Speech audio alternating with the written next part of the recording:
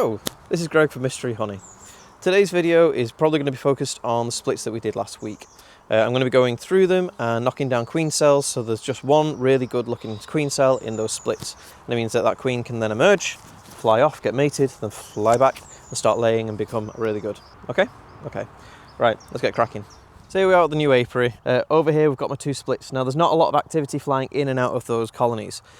That's okay. That's what you expect. That's why I've only put like a very small bee space for them to get in and out of the entrance. The reason for that is because they've got no queen. So what they're trying to do is produce a new queen, and they are trying their best to make sure it's all safe and warm and stuff like that. It'll also be predominantly nurse bees in there just because of the way that I built those splits. So yeah, I'm not expecting there to be loads of bees flying in and out.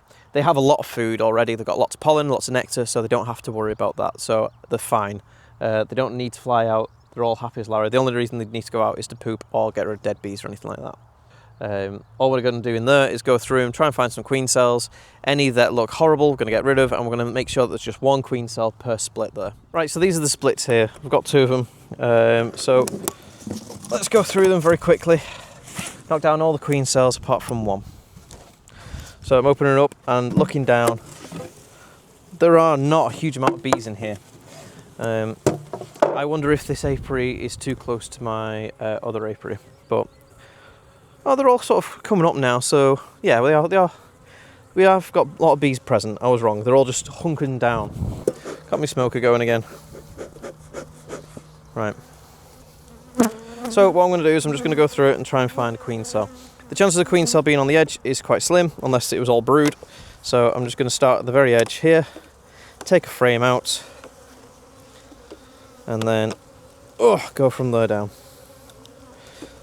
So we're going to have to go through all of the box here, but it shouldn't be too bad because there's no queen in here, so there's not going to be lots of new things to see. Slowly lift it up. Cat brood. Wow, so this one was actually quite full to the brim. That's cat brood though. Nothing is a queen cell here. You have to be very careful you have to be very careful when it comes to queen cells, because they are good at hiding them.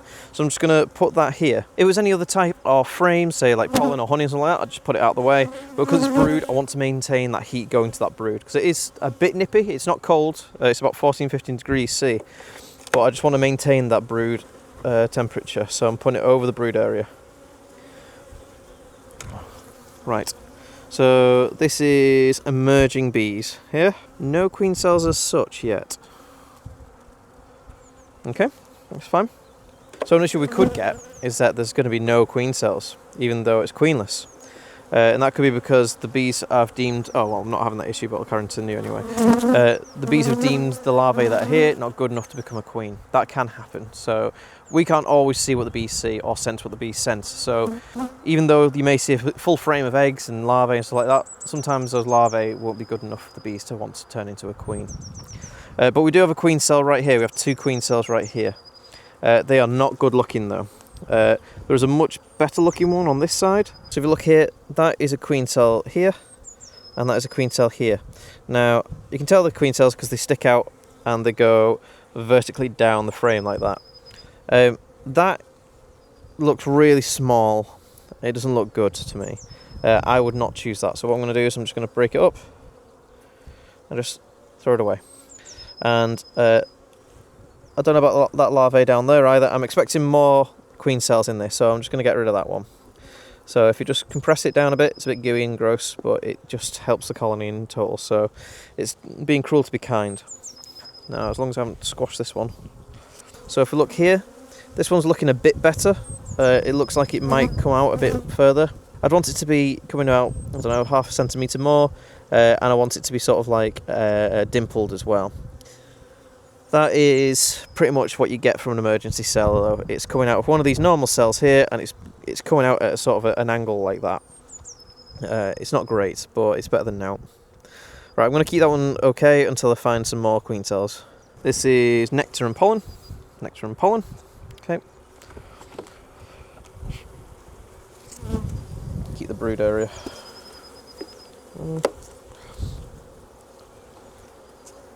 Ah, that's a much better queen cell. Okay, so I think we've found a candidate for our queen. So I'll show you what that looks like now. So if you can see this one, yes, it's still quite stubby, but it's got the pock marks. So if you look very closely, you can see that it's all pocked all the way around. Don't know why, but when it's got thick wax around it like that one, it comes out as a better queen, I find. As you can see, there's lots of pollen around this frame as well, and nectar, so it means that the bees didn't really have to travel far to feed this larvae. So that's really good. So I have a good feeling about this one. So I'm going to knock the other one down, and I'm going to make a mark to say that this one is going to be the frame that I'm going to keep the queen cell on. For now, I might find an even better one. If I find a better one, then I'm going to scratch that out, but it's the best thing to do anyway. So I'm going to put that down. I'm just going to use my pen just to mark whereabouts it is. A little circle there, right. And I'll go back. I'll go back here. Let's keep that safe now. Not to pollen frame, and we'll just knock this one down here. As I said, we only want one queen. If we have multiple queens, then there is a chance that they will swarm, and they are so small that neither colonies will survive if they swarm. So we're going to keep this one going. So that one's nice and safe there. Move this forwards. Remember, we're trying to keep the brood over the top of the bees so they maintain the temperature. Cat brood has less chance of being frozen or chilled to the point where they die because they produce their own heat, but it's still better just to be safe than sorry. This is a honey and pollen frame, so we're going to get nothing of that. That just means that that queen cell there had a big frame of pollen and honey and was surrounded by it as well. So that's a good sign to me, that. So we'll put this here. Another frame of capped brood. And we have a few queen cells here, but they're not really developed, so it's more than likely been made by old larvae. So I'm going to knock them down.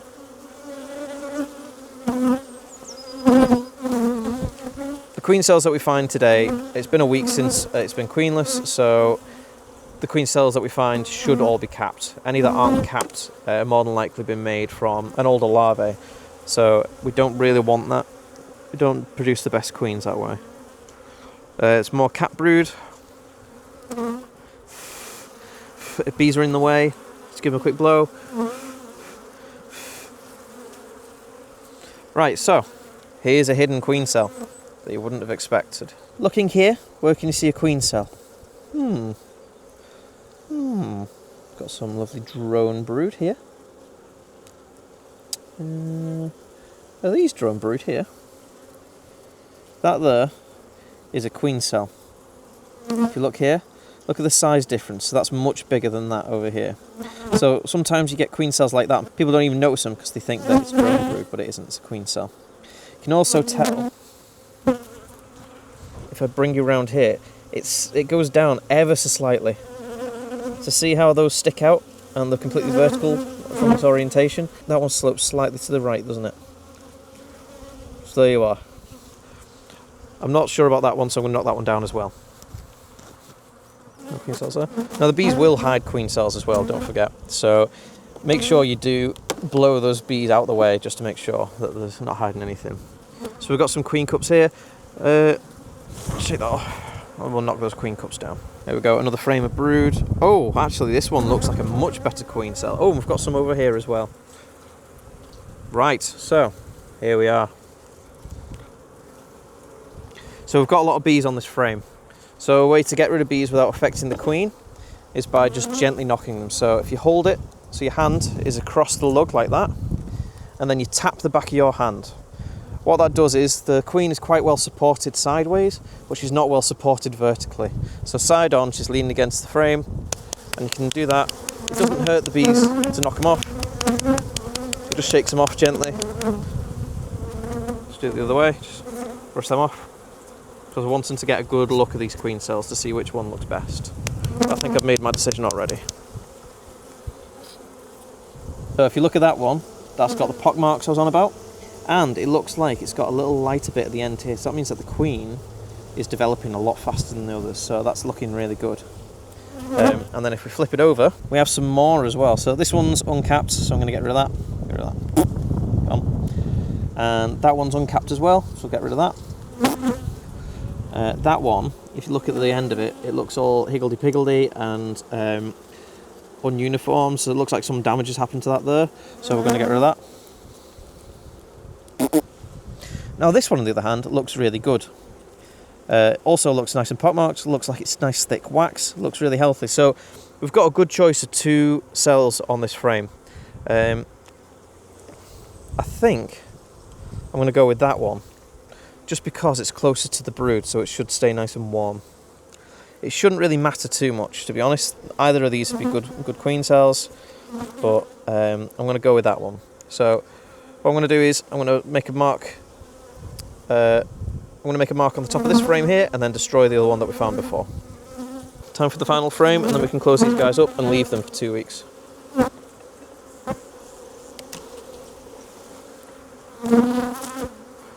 I'm seeing no queen cells on here. Quick shake just to make sure. No queen cells, so that's fine. It's mostly pollen. Right, so push this closed. So these guys are now sorted. They've got enough food, they've got enough brood to be happy with. So, and they've got a lovely queen cell there. So I'm just going to cross this one out here, because that one doesn't exist anymore. So I've got a lovely queen cell right there. So I'm going to close them up and zip them up, and I won't come back to these guys for another 2-3 weeks. Easy.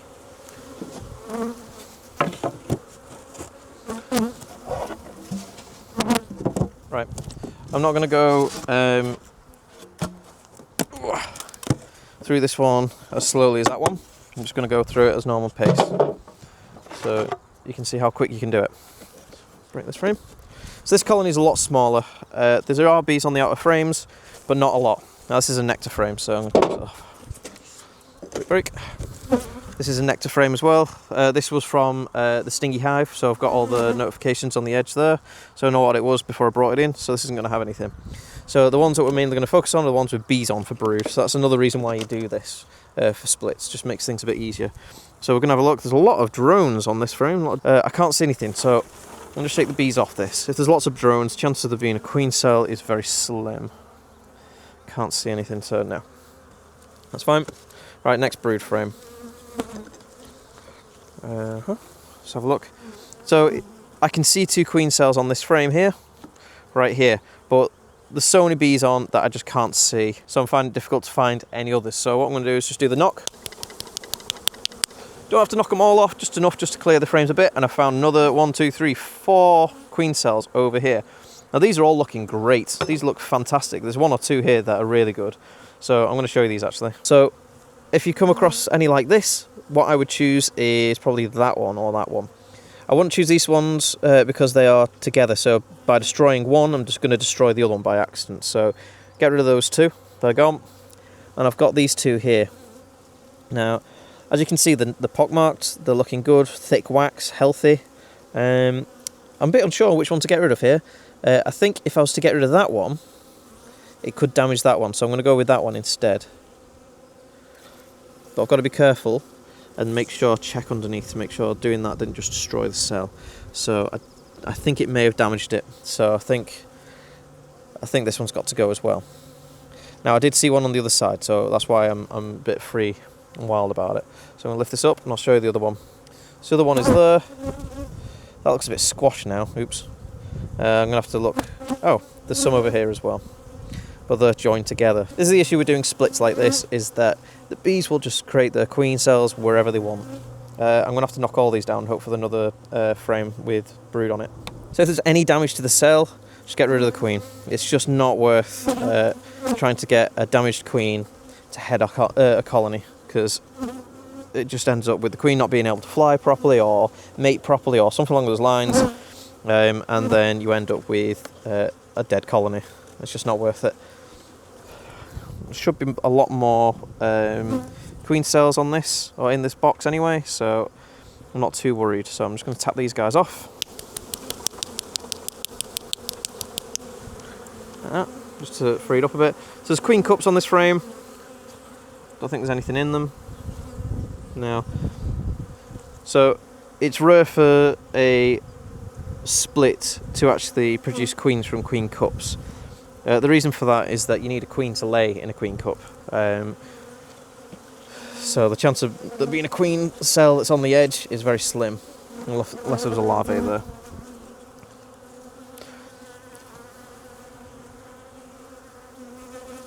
Now remember, if you have destroyed all the queen cells by accident, like I'm getting a bit of a worry for, it's not the end of the world as long as there's other colonies here. You can always grab eggs from another colony and they can try again. Nothing on there. Come on. Daddy needs a queen cell.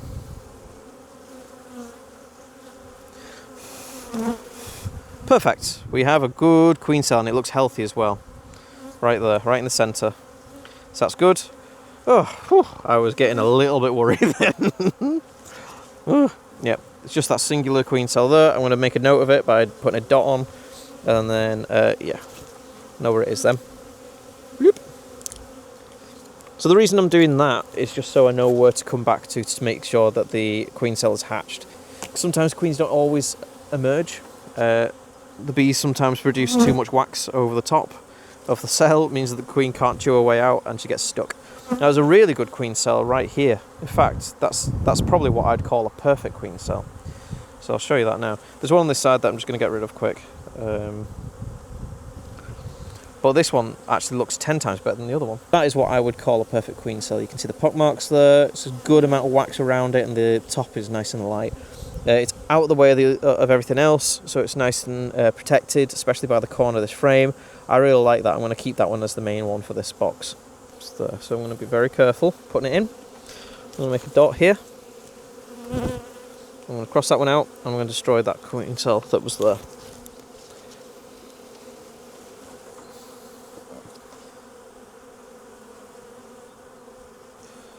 And randomly, a varroa has just climbed out. So I don't know if you can see that, but a little varroa mite has just climbed out of the queen cell there. So that means that these guys probably need a varroa treatment after the queen has emerged.